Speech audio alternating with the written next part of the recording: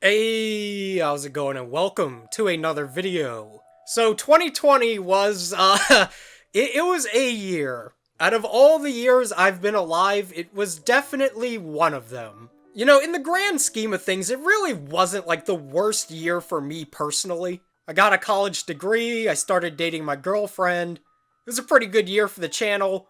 And being cooped up in the house all day, every day, I had a lot of time to just like watch different anime and play games I had been meaning to, watch and play for the longest. But that's basically what I'm here to talk about today, is a couple of different games and series that managed to get me through 2020. This is a hybrid of games that came out this year and also older games that I just happened to play for the first time. There's quite a few I want to talk about, so prepare yourselves, I guess. And make sure to let me know some of the games that you played throughout 2020. So first up is basically an entire ass series, and that is Resident Evil. And for the longest time, Resident Evil was one of those series that I always kind of wanted to get into, but I always felt this sort of like fear when it came to it. And I think the fear came a lot less from like the actual horror element of like, oh, zombies, so spooky. You know, I had more like gameplay fears, the fear of tank controls, of item management, of puzzle solving.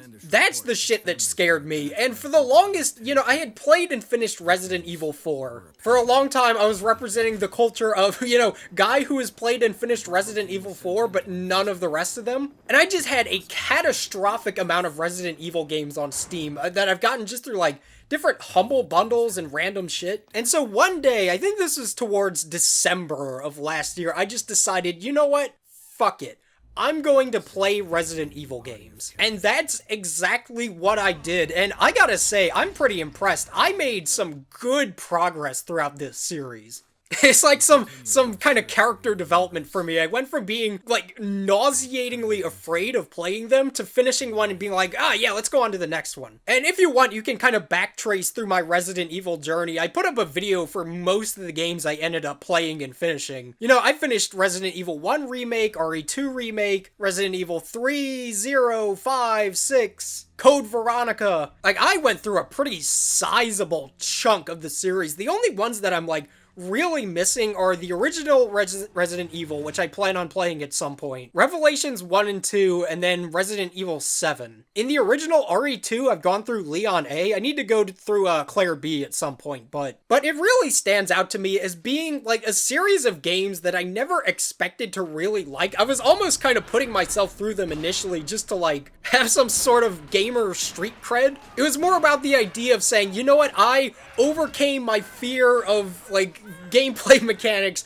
and I finished this game, wowee. But that eventually turned into a real like appreciation for this series. It's an entire genre of games basically that I thought I would never really like, but now I have just a lot of respect for.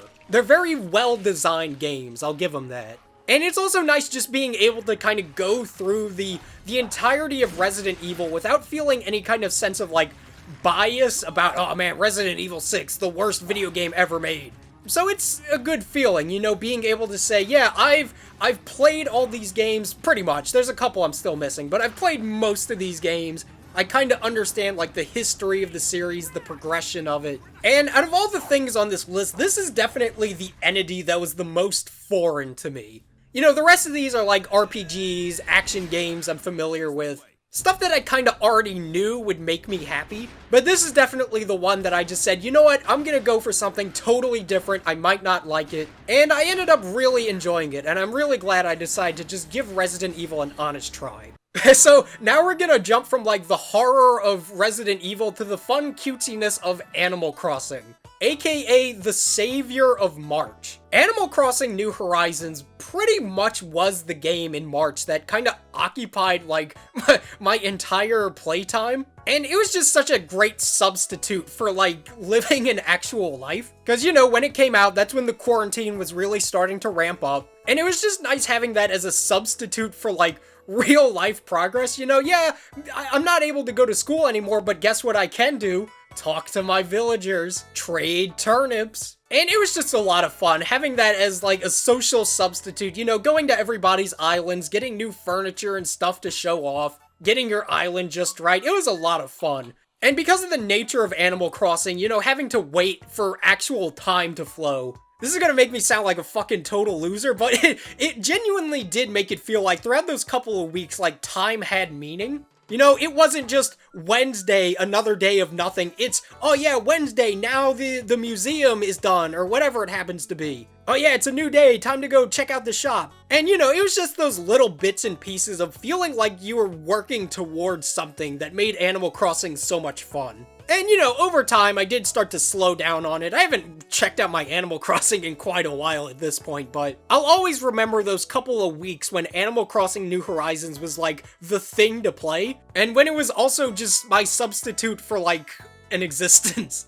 So next up is actually a port of an existing game, and that is Persona 4 Golden being on Steam. And even though it's nice to finally be able to play Persona 4 Golden, you know, I never had a Vita, I never had one of those weird PlayStation TV things, and that was pretty much the only game I ever had any real interest in that was like totally exclusive to that system. So it's like, I'm not gonna buy a whole ass Vita just to play P4G, but even though the game itself is a lot of fun, for me, it really is the mods for it that have made it so entertaining.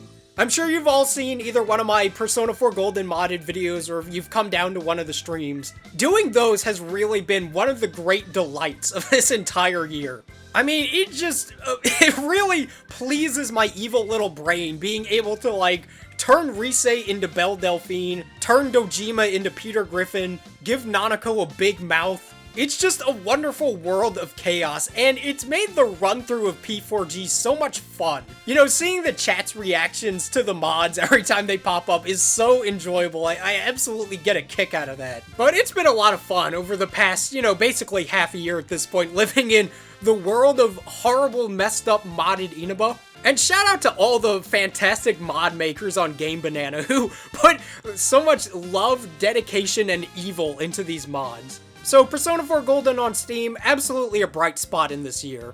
So next up is my old reliable Monster Hunter World Iceborn. So many of you probably don't know this since it's not really a series that I talk about a whole lot, but I am a fucking Monster Hunter fanatic. I'm very excited for Rise. It's cumulatively, it's probably my most played video game series.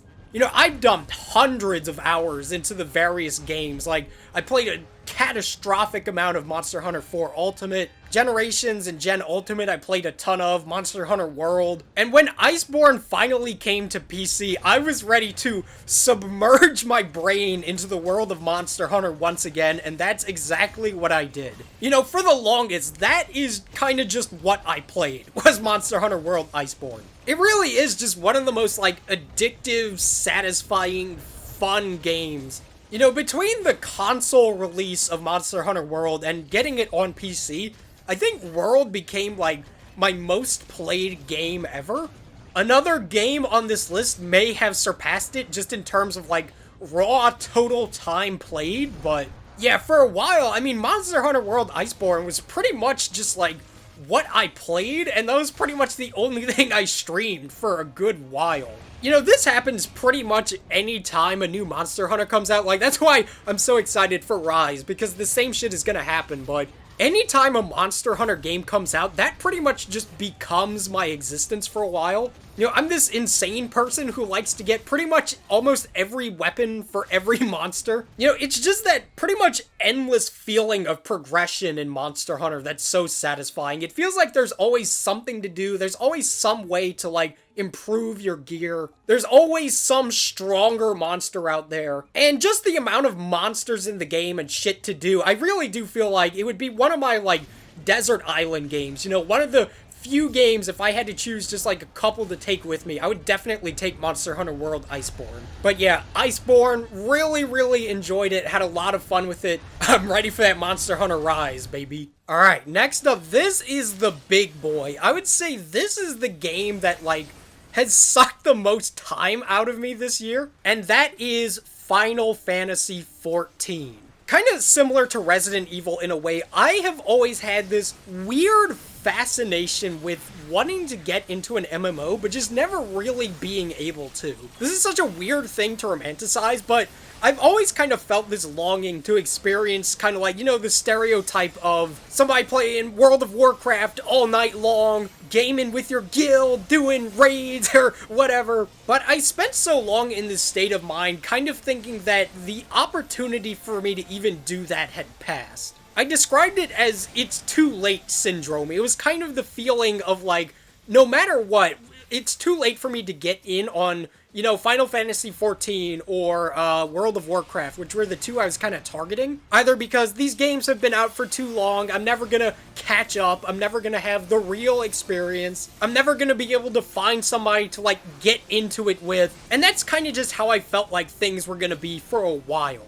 And then my friend Grady, shout out to Grady, asked me, do you want to play Final Fantasy XIV with me? And I was like, yeah, sure. Like, I had already made an attempt at getting into 14, like, many years ago. I think Heaven's Word was the new expansion at the time when I tried to do that, and it just didn't click with me. But fast forward a couple years later, I decided, you know what? For the hell of it, I'll give it a try. I'll probably only get my character to, like, level 8 or so and drop it. Here I am, about 9 months later. I'm in Shadowbringers, which is the latest expansion, and I've sunk a lot of time into Final Fantasy XIV. At last, after all those years, I had the MMO experience I always wanted to have. And it's just been like a journey. It's kind of hard to recap my experience with it in such a short time frame. Going through, you know, like, depending on if you count Final Fantasy, like, the original FF14, this is a game that has, you know, like, 10 years of existence under its belt, and I've experienced that in less than one. You know, I just really enjoy the story and the characters and the setting, and the actual gameplay, too, is something that I have a lot of fun with. The job system that it has in place where you can just pretty much say, yeah, you know what, I'm just gonna play this job now, is so much fun, because I was kind of under the assumption that, like, I would kind of have to pick a job and stick with it. Like, originally, I was a black mage, and I kind of thought that's just what my character would be a black mage from the beginning of the game all the way to the end. But no, it's just so easy to swap around. You know, you feel like playing Red Mage, which is my main now. Yeah, I'm gonna play Red Mage. Do I want to get a little wild and play Dragoon? Yeah, I'll do some Dragoon. And even though the story and the characters and the gameplay and the exploration of it all is a lot of fun, I'm about to get a little gay for a second, but it really is the people that I experienced it with that made it such a fun journey. You know, if you ever want to get into Final Fantasy XIV, get into it with a friend. I think going on that journey together is part of the real fun and the real memory making that you can have in Final Fantasy XIV. So shoutouts to the homies Grady, Moxie, Nils, Jude, and M. Thanks for coming on the journey with me. If you want to add me on FF14, just look, I'm on the Crystal Data Center. I'm Fithy Shortstack. The character is based on my real appearance IRL. But yeah, feel free to add me. Maybe we could do some roulettes or something sometime. Next is the Game of the Year, 13 Sentinels Aegis Rim. So I've already rambled about this game quite a bit, you know, in its own review that it had, the tier list I did for the characters. But you know, here goes one more plug of it. This game is so fucking good. I would say this is like, in terms of new releases, this was the smash hit surprise of the year for me. You know, I had expected it to be good because it's Vanillaware. I've played, you know, Dragon's Crown and really enjoyed it. But this game blew me out of the water. It's legitimately one of the best video game stories I've experienced in a long time. And, you know, I'm the kind of person who, like, stories to me pretty much always kind of take a backseat to characters, and even though the characters of it are really great, what I was super immersed in and interested in learning more about was the story. And, you know, most of the time, if I'm, like, really super into a game, I wake up and I start playing it, and then I go to bed, wake up the next day and start playing it again. It's usually because of the gameplay. You know, Monster Hunter is a perfect example. It's like, nobody cares about the story in Monster Hunter. I'm there to play the game for 8 to 10 hours at a time. But no, with 13 Sentinels, it was definitely a case of every time I launched it, I was like, I need to learn more about what's happening. And it's just such a beautiful game. It absolutely wins the award for most prettiest game of the year. And man, 13 Sentinels was just, it's such a fucking gem of a video game. Thoroughly loved it. Still my game of the year for 2020. game's great. Next up is Persona 5 Royal, the game that I took almost the entirety of the year to finally get around to playing, but I'm really glad that I did.